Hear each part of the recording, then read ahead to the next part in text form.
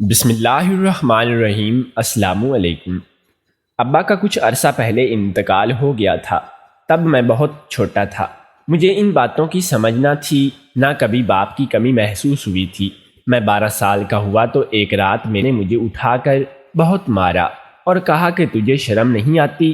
آج سے تو میرے ساتھ نہیں سوئے گا، اٹھ دوسری چارپائی پر جا۔ ابا کے فوت ہونے کے بعد میں ماں کے ساتھ سوتا تھا، اب میں دوسرے کمرے میں سوتا۔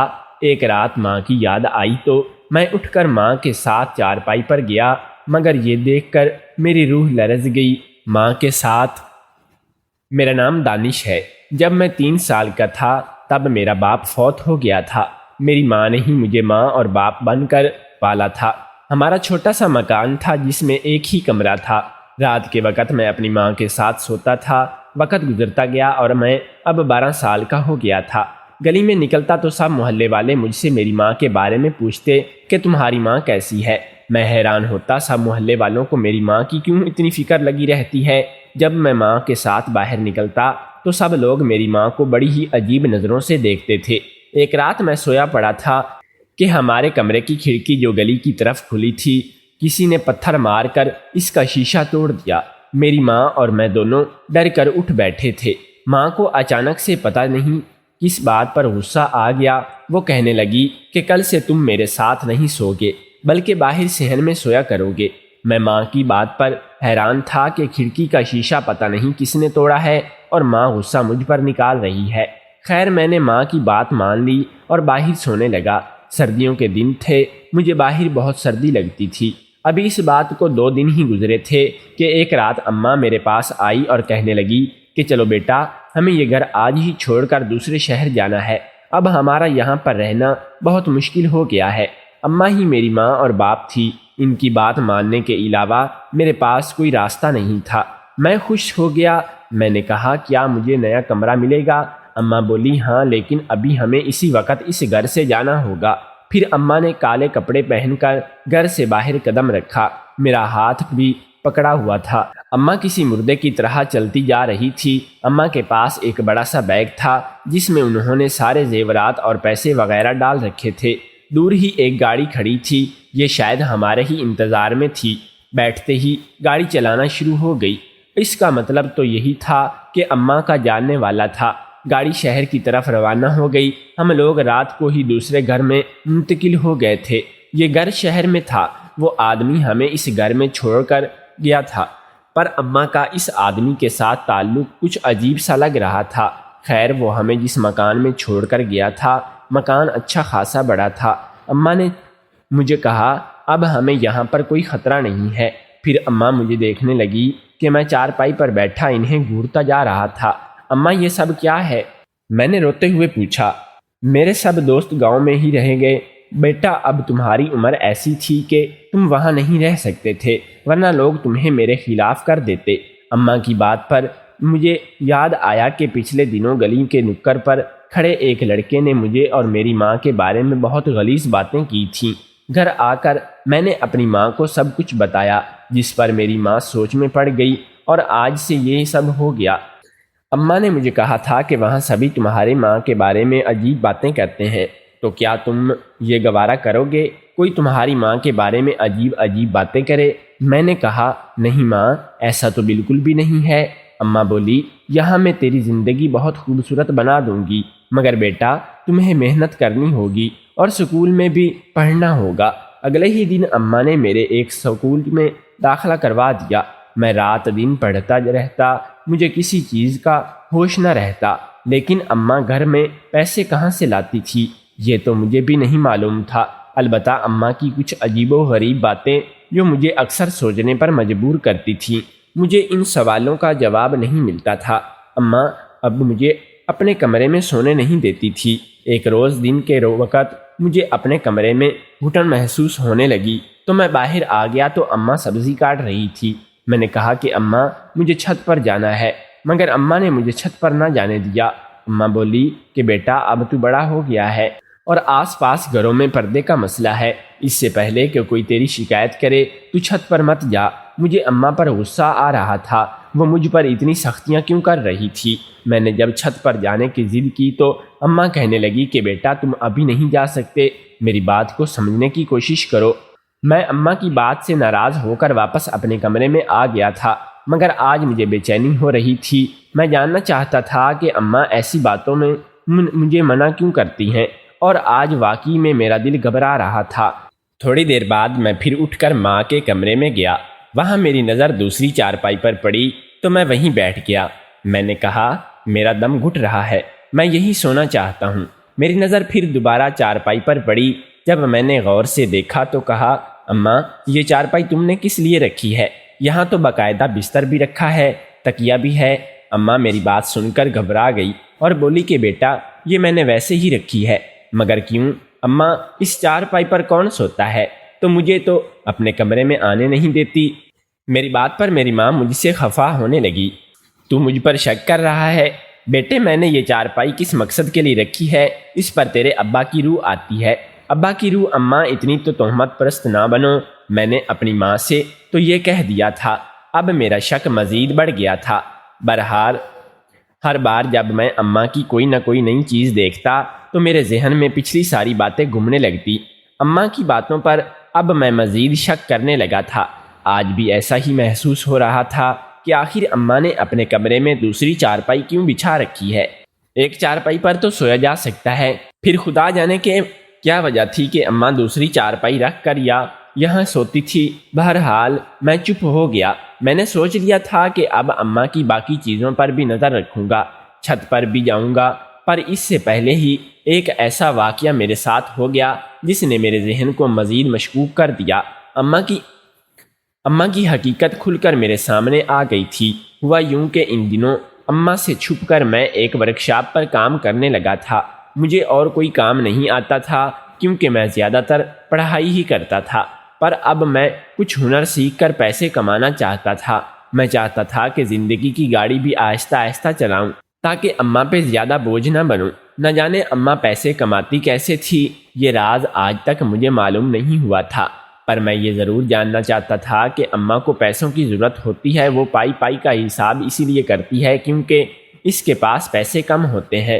حیرت کی بات یہ تھی کہ گھر میں سارے زیورات ویسے پڑے تھے۔ اماں نے ایک زیور بھی نہیں بیچا تھا، بلکہ اب وہ ان زیورات کو پہننے لگی تھی، اور میں جب بھی اماں کو دیکھتا وہ رنگین کپڑے پہننے خوش باش ہوتی تھی۔ اسے دیکھ کر لگتا تھا کہ اماں ہرگز بیوہ نہیں ہے۔ بیوہ عورتوں کے تو رنگ ڈھنگ چال ڈال اور ہوتی ہے، انہوں نے سفید یا ہلکے رنگ کے کپڑے پہنے ہوتے ہیں۔ اگر یہ غمگین رہتی ہیں، کم از کم میں نے تو اپنے گاؤں میں یہی دیکھا تھا، پر میری ماں الٹا سج سنور کر ہی رہتی تھی، خود کو کبھی بھی بڑھا نہیں ہونے دیتی تھی، بلکہ اپنے چہرے پر سرخی پاؤڈر اور ہاتھوں اور کلائیوں میں زیورات ضرور رکھتی تھی۔ میں اماں کی باتوں پر کبھی بھی غور نہیں کرتا تھا، پر آج ہونے والے ایک اور واقعے نے مجھے اماں کی طرف زیادہ مشکوک کر دیا تھا۔ ہوا کچھ یوں کہ جس ورکشاپ پہ میں جاتا تھا وہاں ایک دن مجھے سلیم نامی ایک لڑکا ملا۔ وہ لڑکا مجھے بار بار غور سے دیکھ رہا تھا، کبھی آ کر میری طرف توجہ دیتا تو کبھی مجھے پانی کا گلاس دیتا۔ میں نے کہا تم کون ہو، کس گاؤں سے تعلق رکھتے ہو؟ اتفاق سے ہم دونوں ایک ہی گاؤں کے تھے۔ مزے کی بات یہ تھی کہ وہ مجھے اور میری ماں کو جانتا تھا، مگر میں اسے نہیں جانتا تھا۔ آج وہ مجھے 1 سال بعد ملا تھا اور ہم دونوں ایک دوسرے سے گلے مل کر بہت خوش ہوئے تھے۔ وہ کہنے لگا تم یہاں آ گئے ہو، ہمیں تو پتہ ہی نہیں چلا، تمہاری اماں راتوں رات اس محلے کو چھوڑ کر نہ جانے کہاں چلی گئی ہیں اور تم بھی نہیں نظر آئے۔ ہم تو یہ سمجھے کہ خدا نخواستہ تم لوگوں کے ساتھ کوئی حادثہ ہو گیا ہے، کیونکہ تمہاری اماں کے تو ویسے بھی لوگوں کے ساتھ۔ یہ کہہ کر اس نے جملہ ادھورا چھوڑ دیا۔ میں نے کہا کہ اپنی بات پوری کرو، تم کیا کہنا چاہتے ہو؟ بولا کہ نہیں کچھ نہیں، میں تو ویسے ہی کہہ رہا تھا۔ اور سناؤ تمہاری اماں ٹھیک ہے؟ اس نے عجیب سے لہجے میں پوچھا کہ اس کے لہجے میں حقارت تھی۔ میں نے کہا ہاں اماں ٹھیک ہیں۔ میں نے اس سے مزید بات کرنے کی کوشش کی کہ وہ مجھے اس بارے میں کوئی اور بات ہی بتائے، لیکن اس نے مجھے کچھ بھی نہیں بتایا۔ ہاں اتنا بولا کہ تم جیسے بیٹے بہت مظلوم ہوتے ہیں جو اپنی ماؤں کے کردار کی وجہ سے دوسروں کے سامنے شرمندہ ہوتے ہیں۔ اس نے یہ بات باتوں باتوں میں ہی کہہ دی تھی، اس کے اوپر کوئی رد عمل نہیں دکھا سکا، مگر میرا اپنی ماں پر شک گہرا ہوتا جا رہا تھا۔ میں جانتا تھا کہ میں ماں کو رنگے ہاتھوں پکڑوں گا۔ اب میں سمجھدار ہو گیا تھا، زمانے کی اونچ نیچ سمجھتا تھا۔ مجھے لگتا تھا کہ میری ماں کسی سے ملتی ہے اور اس کا کسی مرد کے ساتھ کوئی چکر تو ضرور ہے، یا پھر کوئی اور بات ہے جس کی وجہ سے میری ماں اتنا مطمئن ہے۔ اس رات گھر آ کر میں نے ہر چیز پر نظر رکھنا شروع کر دی تھی۔ آج تو میں نے ایک عجیب منظر دیکھا تھا۔ رات کے تقریباً 1 بجے جب میں اپنے کمرے سے باہر آیا، میں نے سوچا تھا کہ آج اپنی ماں کے کمرے میں جا کر ضرور دیکھوں گا کہ وہاں کیا ہوتا ہے، دوسری چارپائی پر کون سوتا ہے۔ پھر میں نے جیسے ہی اماں کے کمرے کے باہر رکھے جوتے پر نظر پڑی تو میری جیسے حیرت کے مارے آنکھیں پھٹی کی پھٹی رہ گئیں۔ اماں کے کمرے کے باہر 2 بڑے بڑے مردانہ جوتے رکھے ہوئے تھے۔ ان جوتوں کو دیکھ کر مجھے صاف پتہ چل گیا تھا کہ آج ہمارے گھر میں کوئی اور بھی آیا ہوا ہے۔ میں نے سوچا کہ بجائے اماں کے کمرے پر دستک دے کر ان کو موقع دینے سے اچھا ہے کہ میں یہیں باہر بیٹھ کر انتظار کروں کہ وہ آدمی کون ہے اور کہاں جاتا ہے۔ میں اپنے کمرے میں آ گیا تھا۔ باہر صحن میں بیٹھنا ممکن نہیں تھا۔ کمرے کی کھڑکی سے باہر کا منظر صاف نظر آتا تھا۔ میں اپنے کمرے میں بیٹھ کر اماں پر نظر جمائے ہوئے تھا۔ رات کے کافی سارے پہر گزر گئے تھے۔ مجھے نیند نہیں آ رہی تھی۔ میری نظریں چوکنا تھی اور میں بالکل الرٹ ہو کر ہی بیٹھا تھا۔ پر صبح کے 5 بجے میری آنکھ لگ گئی۔ میں سو گیا اور پھر جب میں اٹھنے کے بعد باہر آیا تو دیکھا کہ اماں باہر کے کام کر رہی تھی۔ وہ جاگ گئی تھی۔ یہ دیکھ کر میں تیزی سے باہر آیا۔ میں اماں کو رنگے ہاتھوں نہیں پکڑ سکا تھا، کیونکہ نہ ہی وہ جوتے وہاں تھے اور نہ ہی کمرے میں ایسے کوئی آثار تھے۔ ممکن ہے کہ وہ شخص جا چکا تھا۔ میں نے دیکھا کہ گھر کا دروازہ بھی بند تھا۔ اب میرے پاس ایسا کوئی ثبوت نہیں تھا جس پر میں اماں سے مزید سوال جواب کرتا۔ میں خاموش ہو گیا۔ دل ہی دل میں نے کرنے لگا تھا، اماں کا راز کل ضرور فاش کروں گا۔ اگلی رات ہوئی تو سوچا کہ نیند آ جائے گی، اس لیے میں کمرے سے باہر رہوں گا، بلکہ گھر سے ہی باہر چلا جاؤں گا، اور جب وہ شخص آئے گا تو ضرور دیکھوں گا کہ یہ کون ہے۔ میں گھر کے باہر جا کر بیٹھ گیا تاکہ مجھے نیند نہ آئے۔ میں اس شخص کا انتظار کر رہا تھا۔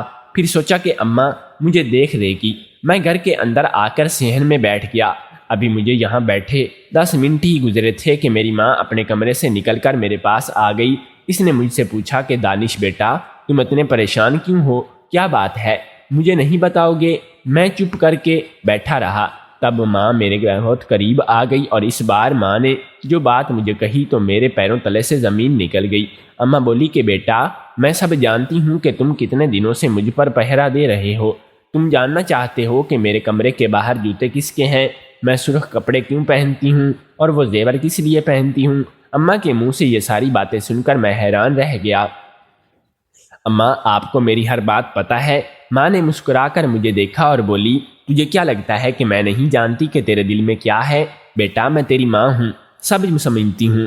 میں بولا، ماں، میں بچپن سے تمہیں دیکھتا آ رہا ہوں، آخر مجھے سمجھ کیوں نہیں آئی؟ کیا میں اندھا ہو گیا ہوں؟ مجھے دکھائی نہیں دیتا؟ میں رونے لگا تو ماں نے کہا کہ تم میرے ایک بات مان لو، میں سارے راز تم پر افشاں کر دوں گی۔ میں تمہیں سب بتا دوں گی کہ کس بات پر کے پیچھے کیا راز ہے۔ میں نے کہا، بولو اماں، تم جو کہو گی میں مانوں گا، پر مجھے اب اس کشمکش میں نہ رکھو، مجھے اپنی ہر بات بتا دو۔ میں تمہارا بیٹا ہوں، دشمن نہیں ہوں۔ میں نے کہا، ٹھیک ہے، تم تیار ہو جاؤ، جمعہ والے دن تمہارا نکاح ہے۔ اگر تم میری مرضی سے یہ نکاح کر لیتے ہو تو میں تمہیں ہر بات سچ سچ بتا دوں گی، پھر تمہارا جو فیصلہ ہوگا مجھے منظور ہوگا۔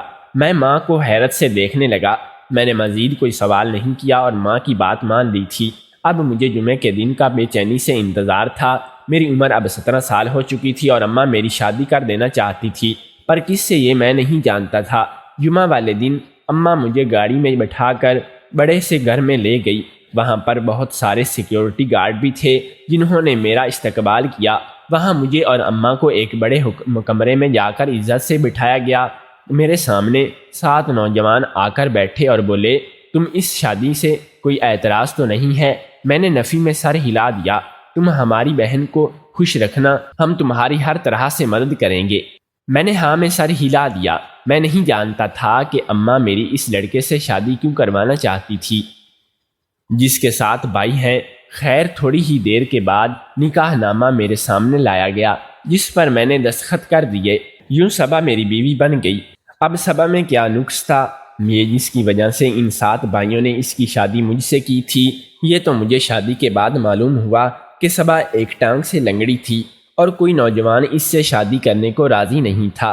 میں نے اماں کو اور اماں نے ان کو نہ جانے کیسے ڈھونڈا تھا، بس میری شادی صبح صبا سے ہو گئی تھی، مگر وہ بے حد خوبصورت تھی، اور جب شادی ہوئی تھی تو مجھے شادی کی خوشی سے زیادہ اس بات کا تجسس تھا کہ اماں نے مجھ سے اتنے زیادہ دراز کیوں چھپائے ہیں، اور اب وہ میری ماں تھی اور وہ ایک بیوہ عورت تھی، اور میں ان سے سختی سے بھی نہیں پوچھ سکتا تھا۔ ماں نے جو شرط رکھی تھی وہ میں نے پوری کر دی تھی۔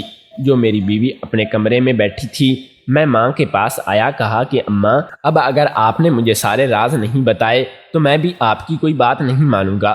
میری بات سن کر اماں مسکرائیں اور بولی، ادھر آؤ میرے بیٹے، میں تجھے ایک ایک بات بتاؤں گی، پر وعدہ کرو مگر تو کبھی بھی اپنی بیوی سے ان باتوں کا تذکرہ نہیں کرو گے۔ میں نے اماں کے پاس بیٹھ گیا تو اماں نے اپنی کہانی شروع کر دی۔ دیکھو بیٹا، اس معاشرے میں عورت جتنی بھی پاک کیوں نہ ہو، یہ مردوں کا معاشرہ ہے۔ اکیلی اور تنہا عورت پر الزام ضرور لگتا ہے۔ گاؤں میں بھی ایسا ہی ہوا تھا۔ ہمارا چھوٹا سا گھر تھا تو میرے پاس سوتے تھے، اور گاؤں میں بہت سے گھٹیا لوگ کی نظر مجھ پر تھی۔ ہمارے کمرے کی کھڑکی گلی کی طرف تھی۔ اس شیشے والی کھڑکی سے واضح تو نظر نہیں آتا تھا، مگر یہ ضرور پتہ چل جاتا تھا کہ کمرے میں کتنے لوگ ہیں۔ جب ہم ماں بیٹے کمرے میں سوتے تو غلیظ لوگوں کی غلیظ نگاہیں ہم پر ہوتی تھیں۔ وہ اپنے ناپاک دماغ میں یہی سوچتے تھے کہ رات کے وقت کمرے میں میرے ساتھ کوئی مرد جو موجود ہے، وہ لوگ مجھے ہر ایک بری عورت سمجھتے تھے۔ ایک دن جب انہوں نے کھڑکی کا شیشہ توڑا تو میں ڈر گئی تھی اور تم پر بھی غصہ کیا۔ تم آج سے الگ سویا کرو گے، مگر جب لوگ مجھ پر عجیب عجیب باتیں کرنے لگے تو میں تمہیں لے کر شہر آ گئی۔ یہاں پر میں نے بہت مجبوری میں ایک آدمی سے نکاح کر لیا تھا۔ وہ انتہائی نیک اور شریف انسان تھا۔ میں نے اس کے ساتھ صرف ایک کاغذی نکاح کیا تھا تاکہ مجھے تحفظ ملے اور میں ساری زندگی بیوہ نہ کہلاتی جاؤں، اور میں چوڑیاں اور زیورات اسی لیے پہنتی تھی کہ یہاں آنے والی ہر عورت کو یہ بتا سکوں کہ میں سہاگن ہوں، بیوہ نہیں ہوں۔ اسی وجہ سے عورتیں مجھے کبھی بھی بے سہارا نہیں سمجھتی تھیں۔ ہر آنے والی عورت معصوم اور شریک نہیں ہوتی۔ میں ان میں سے کچھ چال بازیاں بھی ہوتی ہیں، اور ہر برے مرد تو ہر جگہ موجود ہے، وہ تنہا عورت کے پیچھے پڑ جاتے ہیں۔ میں اپنے زیورات کے ذریعے سبھی کو یہی پیغام دیتی کہ میں ایک بیوہ نہیں ہوں، بلکہ میرا شوہر بھی ہے۔ مگر بیٹا، تو اس انسان کی فکر نہ کر جس نے مجھ سے کاغذی نکاح کیا ہے۔ اس کی پہلی بیوی فوت ہو گئی ہے۔ وہ کبھی کبھار میرے پاس ضرور آتا ہے، یہاں رہتا ہے، اور مجھے مہینے بھر کے خرچے کے پیسے بھی دیتا ہے۔ اس نکاح نے مجھے بہت تحفظ دیا ہے۔ رہی بات ان جوتوں کی، تو وہ میں روزانہ اسی لیے رکھتی تھی کہ ہر آنے جانے والے کو اندازہ ہو کہ اس گھر میں کوئی مرد ہے۔ اور باقی تمہارے سوالوں کے جواب امید کرتی ہوں کہ تمہیں مل گئے ہوں گے۔ میں نے کبھی بھی تمہاری عزت نفس کو مجبور نہیں ہونے دیا۔ جس لڑکی سے تمہاری شادی کی ہے، یہ اس آدمی کی بانجی ہے۔ تمہاری بیوی بہت خوبصورت ہے، مگر اس سے کوئی شادی کرنے کو تیار نہیں تھا۔ بس میں نے ترس کھا کر اس لڑکی کی شادی تم سے کر دی ہے۔ اگر اب بھی تمہیں اپنی ماں پر کوئی شک ہے تو تم اس آدمی سے جا کر پتہ کر لو۔ میں نے آج تک کسی کے ساتھ طرف آنکھ اٹھا کر بھی نہیں دیکھا۔ میں اماں کی باتیں سن کر پریشان ہو گیا، اور میں نے کہا کہ اماں، میں نے تو شادی کر لی ہے، تم نے میرا حق ادا کر دیا ہے۔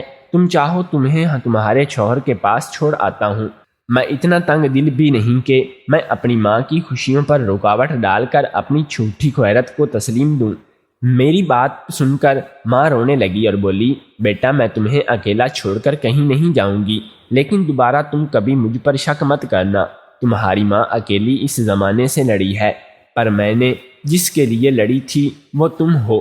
اگر تم بھی شک کرو گے تو میں ٹوٹ جاؤں گی۔ میں نے اماں کو سینے سے لگا لیا۔ میری آنکھوں سے آنسو بہنے لگے تھے، کیونکہ میرے پاس بھی کچھ کہنے کو نہیں تھا۔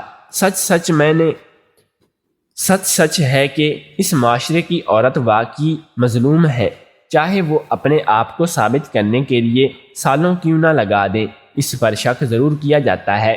آج میں اپنی بیوی اور ماں کے ساتھ ہنسی خوشی رہ رہا ہوں۔ میرا سوتیلا باپ کبھی کبھار ہمیں ملنے آ جاتا ہے، وہ بھی بہت ہی اچھا انسان ہے۔ اگر آپ کو ہماری سٹوری پسند آئے تو ہمارے چینل کو سبسکرائب کر لیجئے گا، اور مزید ایسی ویڈیوز دیکھنے کے لیے ساتھ میں موجود بیل آئیکن کی گھنٹی کو دبا دیں تاکہ ہماری نئی آنے والی تمام ویڈیوز سب سے پہلے آپ تک پہنچ سکیں۔ شکریہ۔